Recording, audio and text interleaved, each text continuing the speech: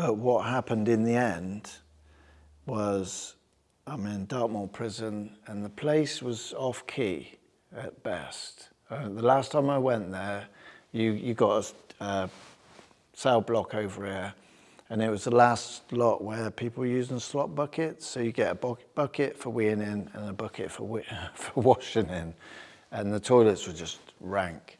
And this last time that I went there, the atmosphere was bad. I was due to get out, and there was a guy there. He used to look at me funny. Hi guys, Nathan here. Just at the start of this video, before we press play and you watch it, I wanted to say to you that some of the themes we're talking about in today's Crazy Way testimony are adult. They're strong, but they need to be heard. And Jason has a very powerful story, and we wanted to capture it in its fullness and not edit it or cut it back in any way. So I don't know if YouTube is going to allow us to play this video fully. We'll see. But I wanted you to know that it does contain some adult themes. So if you've got young kids around, maybe watch this one on your own. But it's important because this impacts a lot of men in the UK. It's a powerful story. Thanks, guys. Jason. Hey. Let's hear your story, mate. Where were you born? Where were you born? So I was born in Swindon, a housing estate called Park South. Okay. So in Swindon. Swindon's a small place, and they call it the 4 Ps apparently. Park South, Pennell, Prinnells, and something else. I always forget. I haven't been to those. Pinehurst, that's it. So I was born in Park South. So yeah, quite close to Cavendish Square. Okay. Council estate, yeah. What was home life like for you growing up? Home life I think it was quite good. We had 2 parents, mum and dad, 2 brothers. They're both older than me. I was a very quiet child. I remember coming home from school, always talking to my mum about my day and stuff. So she was like the way I spoke. She was my outlet for conversation. It was quite normal. We went on holidays, had great Christmases, caravans, we had fun, yeah. Mum and Dad were working at that time? Dad was a milkman. So me and my brothers used to go out doing the milk round in the mornings with him, collecting money. So don't forget, this was in the 80s and 90s, so we was getting up at 6 o'clock in the morning and going and doing a milk round, and yeah, going to school, probably falling asleep, yeah, not really taking part. So brothers and sisters at that point? Just 2 brothers at that stage. So up until the age of about 9, it was just me and my 2 brothers. So yeah, we're all like 2 years apart. So when I was 12, next brother was 14, next one was 16. Mum left when I was about 9, so that's when I stopped talking. I more or less sort of become mute, and that's also when I started stealing. For some reason, I learned how to sort of steal to make myself feel different. So I would go out. I remember the first time I got caught shoplifting. It was quite a mad one. I'm in town, probably about 9 years old. I'm not sure if Mum had left yet, not sure. I've gone into this shop. It's a big, hardware store sort of thing. And there's these big buckets. Everything must go. So I'm there, sorry, I don't mean to take it. It's theft, it's serious stuff. Everything must go, it says. So I'm there filling my pockets with stuff, basically. So in my mind, I kind of thought it was sort of saying, take it. So I did. And then I remember, I was only about 9. So I've gone to another shop, and I'm putting computer games in my jacket. And the guy in the shop chased me out. I got nicked. I think a copper was walking up the street or something, or maybe the shopkeeper caught me. And I'd gone through the whole process of going to the police station, Mum coming to get me. All the time, I still had a computer game in the back of my jacket. And I remember this whole sort of like, how smart am I? how invisible am I sort of thing. No one can see what I'm doing. I'm great. It was a bit like that, I suppose. Yeah. Do you remember why Mum left? Yeah, she met another man. So she worked in pubs, restaurants, managing them. Guy coming home from the army on a Friday night, I guess, for the weekend, because he went to see his mum. And they formed a relationship, and she's gone off. So, you know, I put that down to, you know, different cultures. I don't think Mum and Dad talked much like we would do today. Today there's a lot of sort of therapy talk about mental health and emotions and all this. Dad was out working hard, working his socks off. Mum was out working hard late at night and stuff like that. Yeah. So did you stay with Dad? Yeah, so I remember that. Dad came to the school one day with, this is how I remember it. I you know, what really, I don't know. So Dad came to the school one day with a German Shepherd. And in so many words, he sort of said, right, I'm taking you home. Mum's left. And we got a new dog, sort of thing. He's called Rocky, lovely dog. So we've gone home, and it's a bit like, you know, we've all got to pull together. But me being really quiet, that was it then. Talking stopped.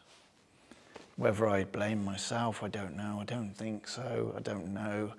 But this, I've later sort of come to understand this is why I began to sort of mistrust people, hated women really. They were all the same.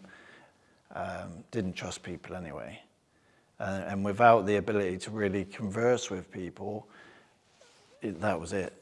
It just shut off. There was a big brick wall around me and society, really.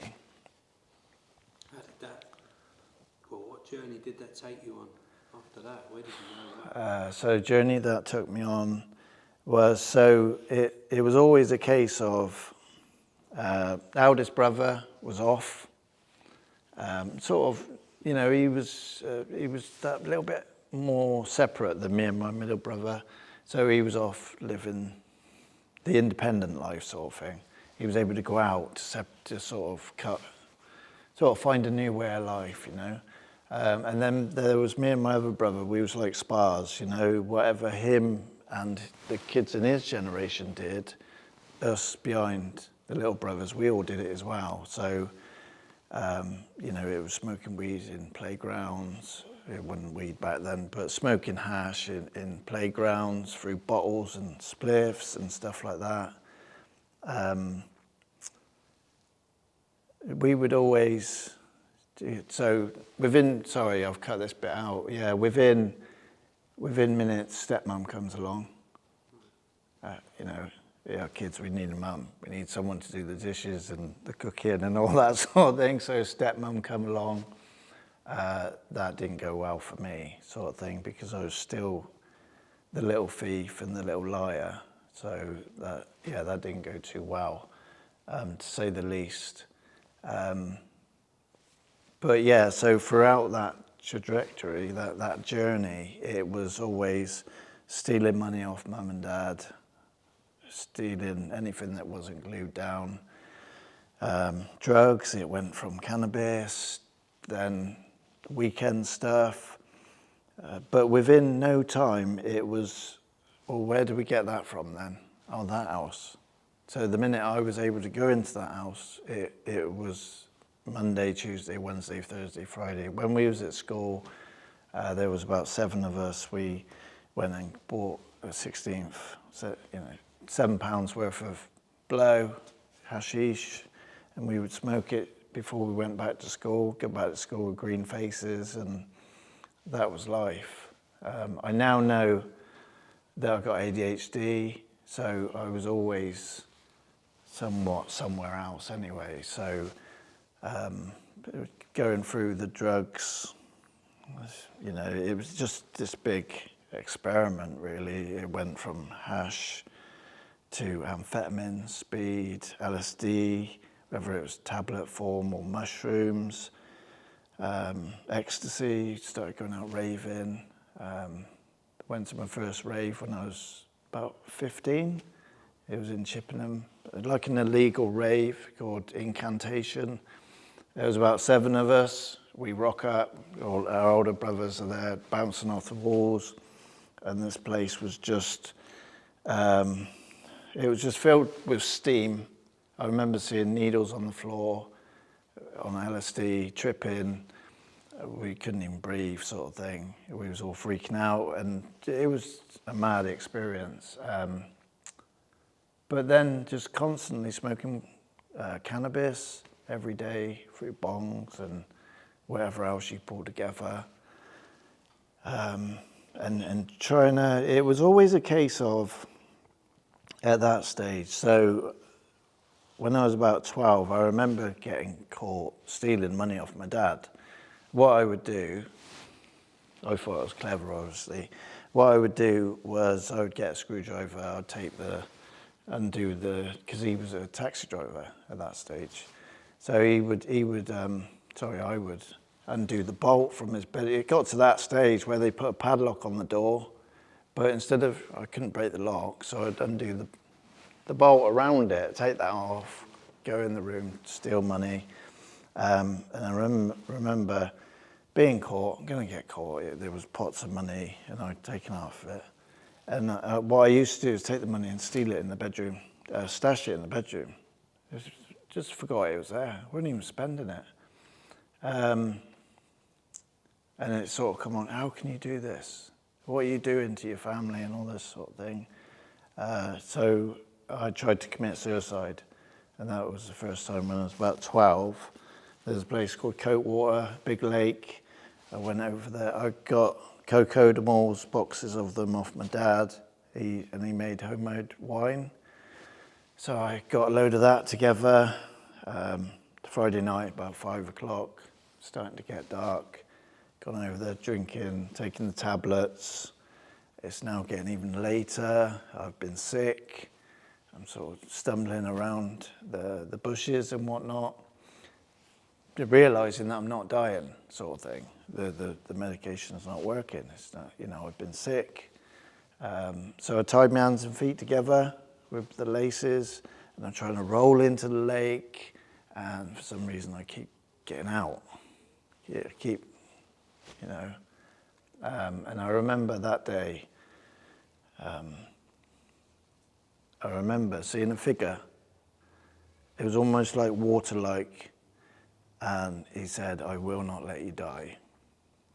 Right? And even after that, I was saying I met Jesus. I was 12 at the time. So after that, although I really wanted to die, so I spent years then, from the age of 12 to 17, 18, just saying, I want to die, I just hate this life. Me and my brother used to sort of plan suicides and things like that, so it was quite dark.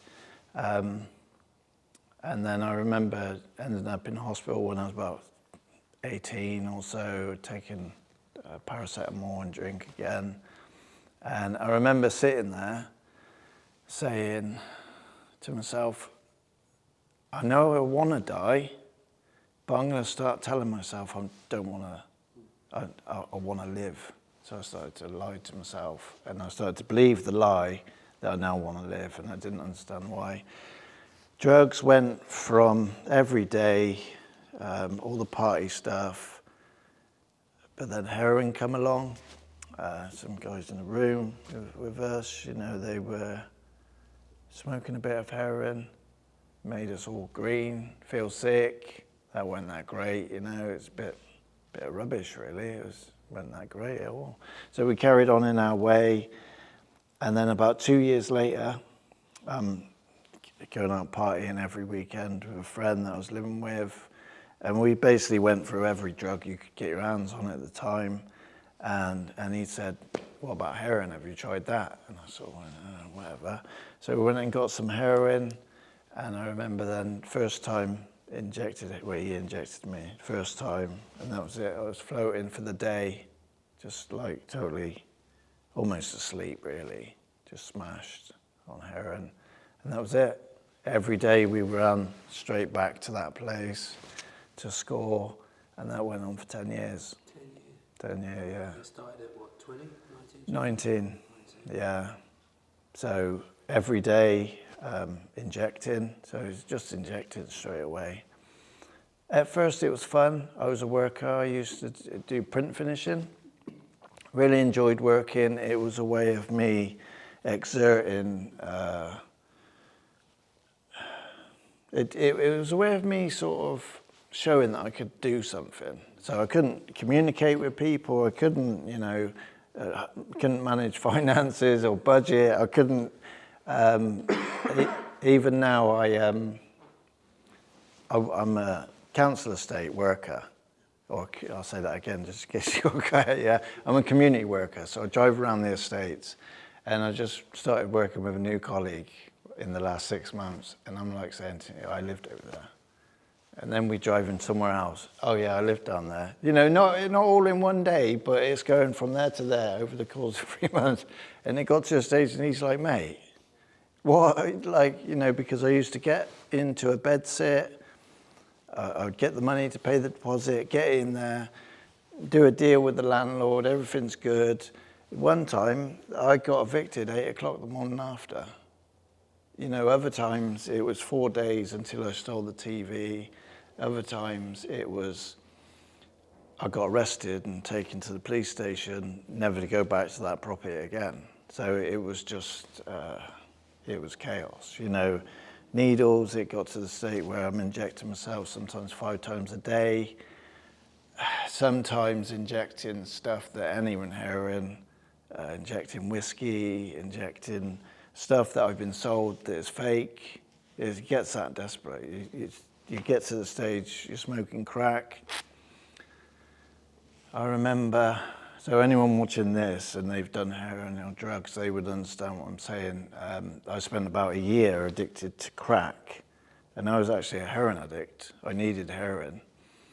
You need heroin to survive or to feel not in pain, sort of thing, or to be able to sleep.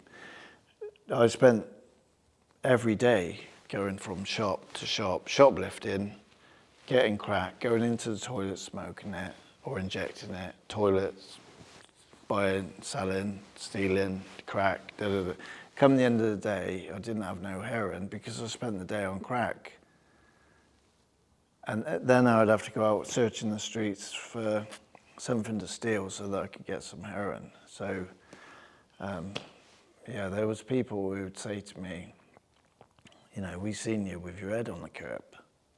Like, I don't even know whether that's true, you know what I mean? But yeah, it was a mess. I've got a photograph of myself where I look like a prisoner of war. Yeah.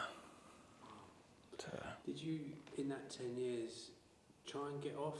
Or were there any attempts to kind of change for you? Yeah, it was a constant cycle. So you'd go up to the drug agencies, you'd maybe get your methadone.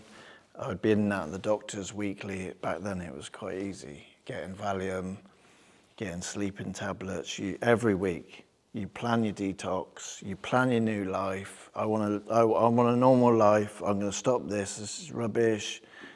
Sick of being caught. I want to go and get a job, a girlfriend. I want to settle down. I want to keep this bed sit. I've just moved in. I'm going to get clean now. And within minutes, you're out there. You're doing the same thing again. You get your methadone. You do your tests. You're in tests, and everything's good for a few weeks. It's all new. You start eating food. You start feeling good. Put some weight on. But it's the lifestyle that I was addicted to, running through shops, feeling invisible. I was addicted to just moving all the time. Couldn't sit still. What changed? What changed? Yeah, what happened? What in the end? Yeah, to that end of that period, so that block. Yeah, so it was like I'm working nights and days in a print factory. What I would do is go shoplifting during the day. This is a long story. What I would do is go shoplifting during the day and then use the drugs and go to work at night. I'd borrow money off my boss to pay for drugs, and then I would have to then sell drugs to pay him off and stuff like that. So I'm in and out of prison. What happened when I got let go from that job, because I was such a good worker, they went, this guy's ace, he's a great worker, but he's not turning up half the time, and he's spending half his life in the toilets, and sometimes he leaves to go somewhere, and we're not sure where he's going, and stuff like that. So every time they would say, sorry mate, we love you, but you got to go. You know, we're not sacking you, see you later, sort of thing, right? So I then vowed to then just do crime. So I went out, done crime. So what would happen every year would be I would get out of prison, I would feel quite healthy, I would be back on the shoplifting. Went to prison 5 or 6 times, Dartmoor, Bristol, Guy's Marsh. But what happened in the end was I'm in Dartmoor prison, and the place was off-key at best. The last time I went there, you got a cell block over here, and it was the last lot where people were using slot buckets. So you get a bucket for weeing in and a bucket for washing in, and the toilets were just rank. And this last time that I went there, the atmosphere was bad. I was getting out, due to get out, and there was a guy there. He used to look at me funny. And so they did this thing where a bunch of lads locked me in a cell, and one of them sexually assaulted me at the time. So that made me angry, as you can imagine. It made me, way before then, I'm getting violent thoughts anyway. I'm seeing knives, I'm seeing blood, I'm in prison. That way of life is fear-riddled. It's riddled with fear and a drive to just cause destruction. So I remember thinking, so I've come out of prison now, and I remember thinking, well, if I go back in there, I'm going to have to, because up until that point, I was a criminal, I was a drug user, but I was quite pliable as a person. And it was like, I'll end up killing someone if I keep going back to prison. So I've gone from shoplifting to burglaries and breaking into shops, so it's getting more serious. So I remember meeting these people that were, well, first of all, I'd gone to church. I couldn't sleep. There's a church up Old Town called Christchurch. How can I forget? So Christchurch, can't sleep, walk in the streets, I'm trying to get clean, I'm on Valium and sleeping tablets, walk in the streets, can't sleep. But I don't want to do crime because I don't want to go back to prison. But I'm taking drugs still and I'm doing crime. And I rock up to Christchurch, 8 o'clock on a Sunday morning, and they had this little lady chapel. So I come to the door and there's a little old lady called Ivy, right? And she had her little finger was sort of half missing. And I remember she was just so nice to me. That was the first time that I kind of met with God's grace in that loving way. And so I've gone into the chapel, just took part in what they were doing. It was like a lady chapel prayer before the service. And I would, at the end of that service, I'd run out sort of thing, because it weren't me. I was dark. I felt like the devil in that setting. What really changed me, what you're talking now is I'm then going to church. I'm doing all the church stuff. I've been confirmed. I've been baptized. I'm helping people, and they're saying, "This is Jason. He's a recovered or reformed character." I didn't believe in the Bible. I did not believe in the Bible. I've now got so many years under my belt being clean, doing 12-step recovery programs. choose your own God and all that sort of thing. If you don't keep coming back here, you're going to die and all that sort of stuff.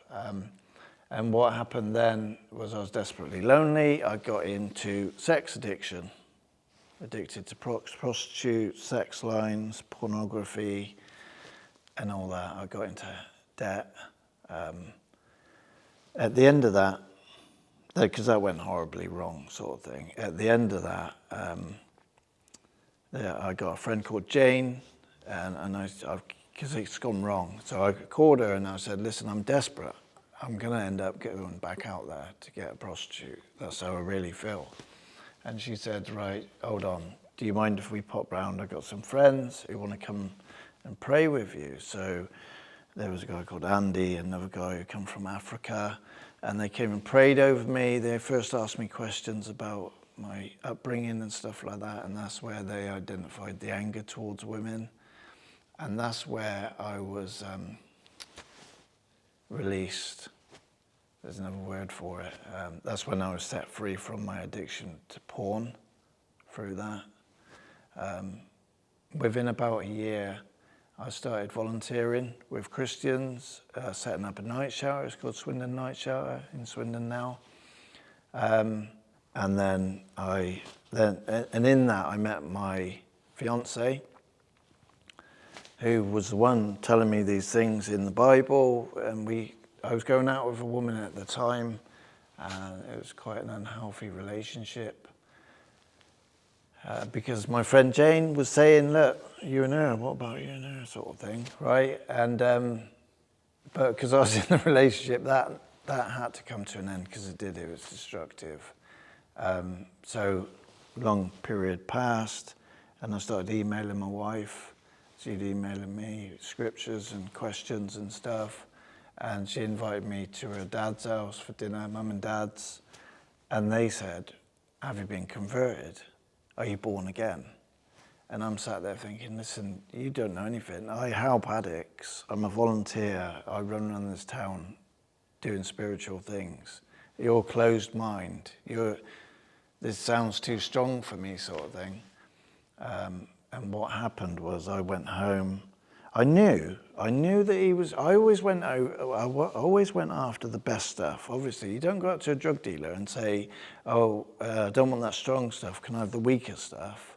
If someone said there's better drugs over there, I would have ran for it. I would have walked 10 miles for my drugs. So when I got into recovery, I went after the best recovery. When I heard him say, have you been born again? And he opened the scriptures, John 3:10, I think it is, yeah. It talks about where a religious man was speaking to Jesus, and he said, how do we see the kingdom of God? And Jesus said, you must be born again. And so I went and opened that up, and I'm reading scriptures. That's how I got changed, through scripture, becoming alive to me. I then went and I had like a little sacrificial bonfire. I burnt some books that I had, stuff to do with Buddhism and stuff like that. I got rid of horror movies and went through all of my films. The TV went in the cupboard for a while. I started buying plants and doing that whole sort of thing. And people were saying, you changed, you're more confident now. And I don't think they were talking about my personal, it was more my confidence in what I believe in. My faith was more visible, more active. So before that, it was, I'm just following, but now this is like I've now opened up a doorway and what's in that doorway, it's now mine. I've now got access to it. I put that legwork in, although God does the work. Yeah. How much of your faith would you say has had an impact on who you are today? Yeah, massively. I wouldn't be here for a start because I was actively killing myself. Like, I come to a stage where I realised I couldn't kill myself. So what I did was inadvertently took things to sort of passively, just slowly destroying myself, whilst having this dream of this normal life. How much of what, sorry? What was the question? No, that's it, you answered it. Yeah. How much of your faith has impacted who you Oh, are it today? means everything to me today. It's every, even though I have hobbies, like I play harmonica, I like movies, you know, even though I like these things, the only solid thing that I really got is my faith. So that's what I come back to. Like I said, I got ADHD. I still struggle with mental health issues to a degree. Up and down like a yo-yo, mad as a box of frogs. People often say, what's he going to say next, sort of thing. So I need to know where that rock is. I need to know that. Jesus is my rock. Because I lead worship at the church now. That's also found that to be an outlet, or a way of expressing my faith and way of meeting God in that. Tell us a bit about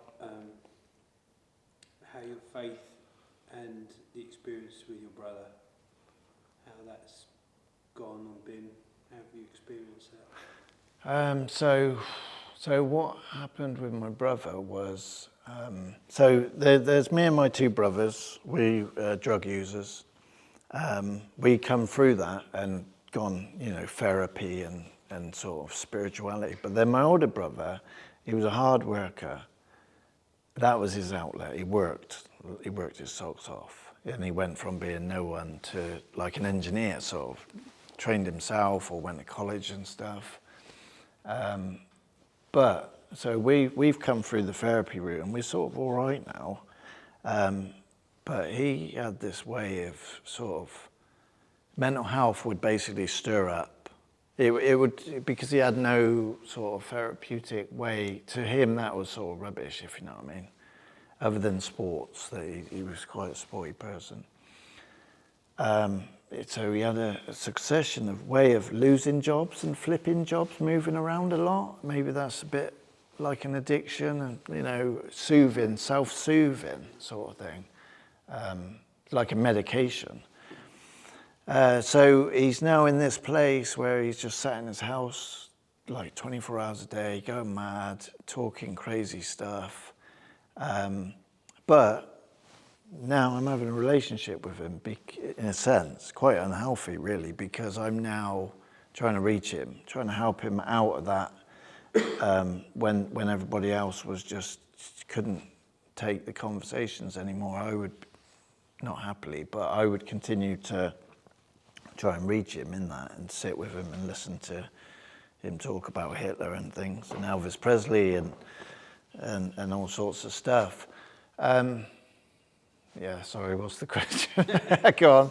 So just about that journey you've been on with him. With him, so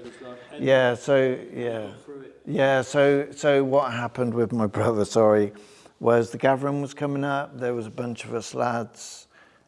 Come on, let's go and do this camping thing for the weekend. There was a guy actually, he does compassion. Mike Pernau, his name is. He's a great guy. He wouldn't mind being put on this. He would love it actually. And he every year, come on this camping thing, and I'd never got to it.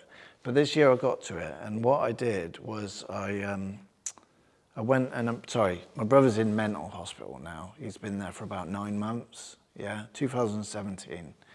He's been in the mental hospital for about 9 months, sectioned on medication. They're trying to work out what's wrong with him. What happened was I approached the staff and said, look, I'm going to this camping thing. Can I sign him out for the weekend? And it was all right with them. He wanted to get out. Of course he did, because he's in mental hospital. As far as he's concerned, he's happy to go anywhere.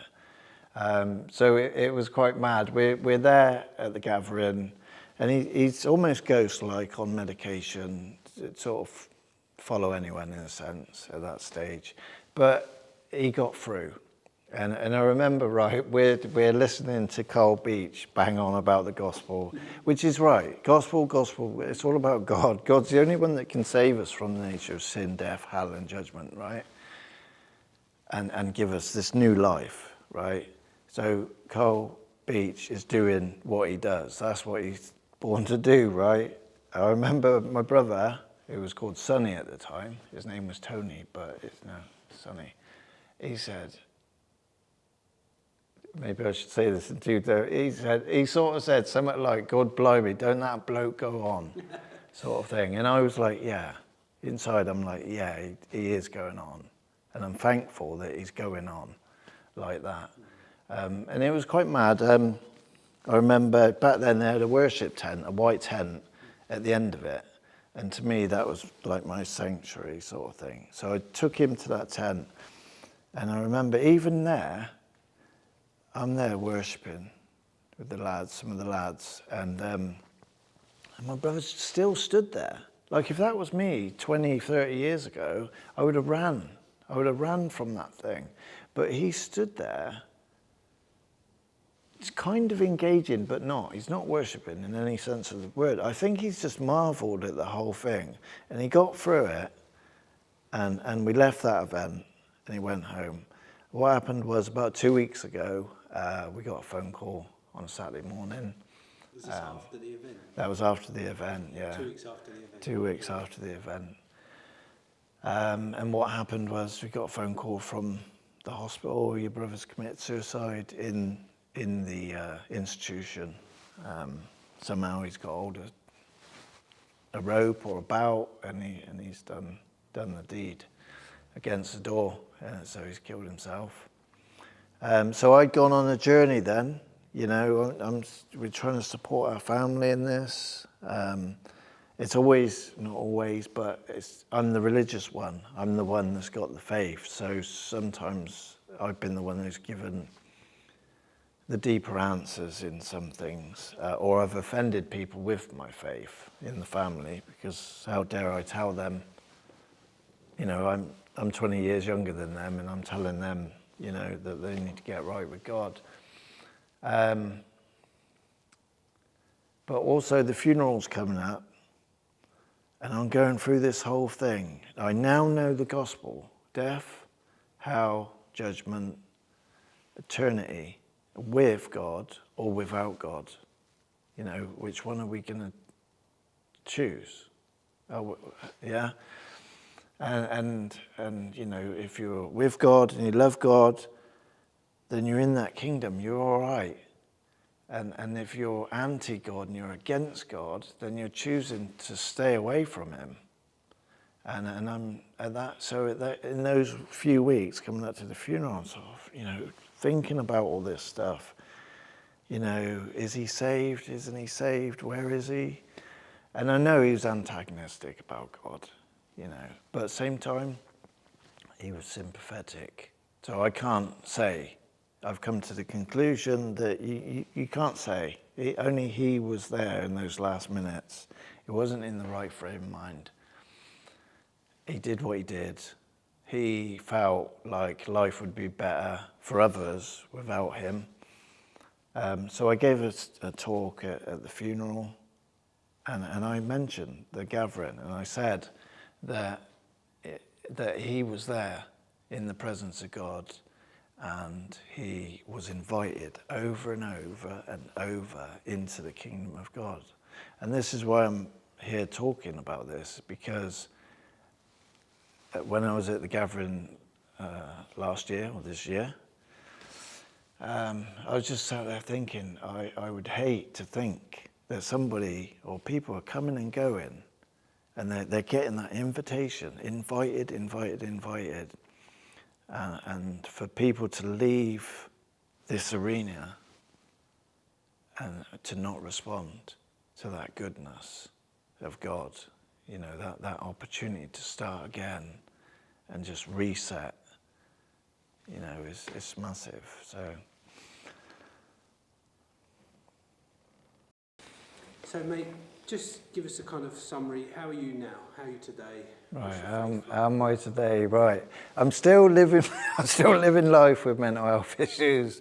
Well, I just put that in a way of, I'm walking this life with a mind, a heart, and in the physicality. So today, I've been clean about 20 years. So since 2003, clean from heroin and crack and all the illegal stuff. I still got ADHD. I still upset people. But I got married about 14 years ago. I got two lovely, beautiful daughters. One's 12, one's 10. I'm really proud of them and the way they're coming on. They pray with us. Life is completely different to how it was before. Before, it was just death, destruction. There was no hope. It was just emptiness. It was just, I had no choice. I had very little choice, right? Now, I still don't have much choice because it's God. It's just God, God, God, God. It's goodness, it's love, it's mercy. I've got a full-time job, a community worker. I'm a trustee of a church. I speak from the front of a church. I play worship music. I got hobbies, play guitar, harmonica.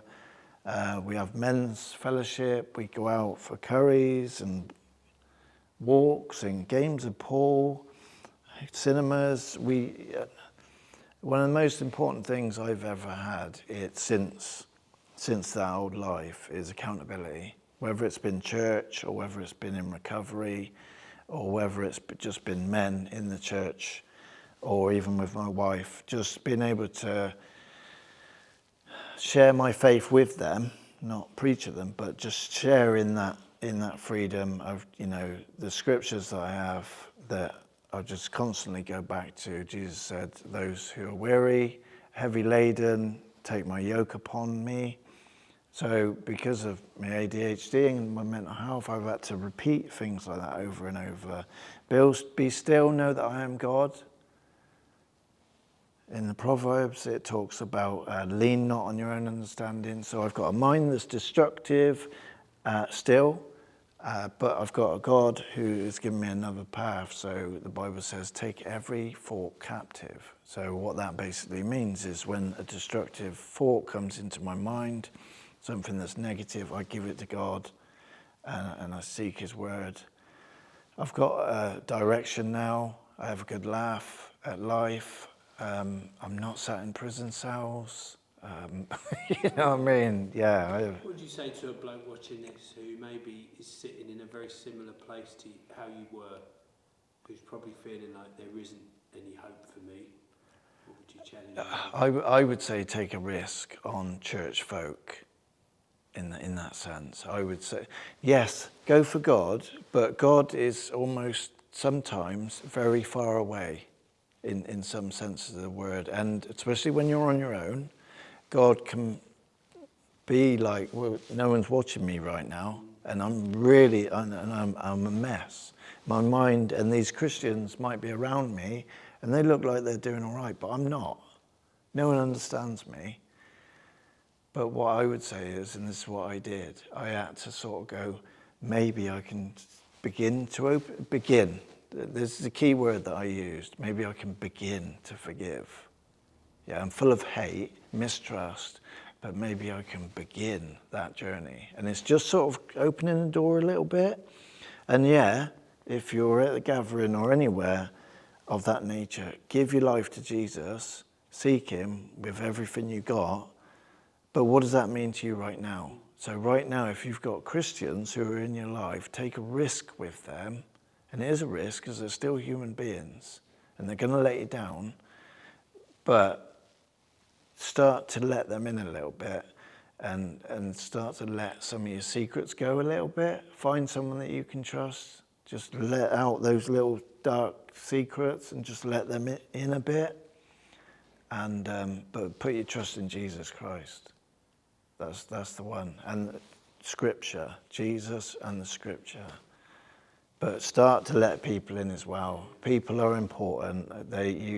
You're gonna, if you continue on this journey, you're gonna hear about Father, Son, Holy Spirit, and you're also gonna hear about what He done for the church. We are the church. People are the church. So the vessel for recovery and a better life is through the body, and we are the body, through Christians. Christians, Yeah. It's powerful, mate. Thanks for sharing your story, mate.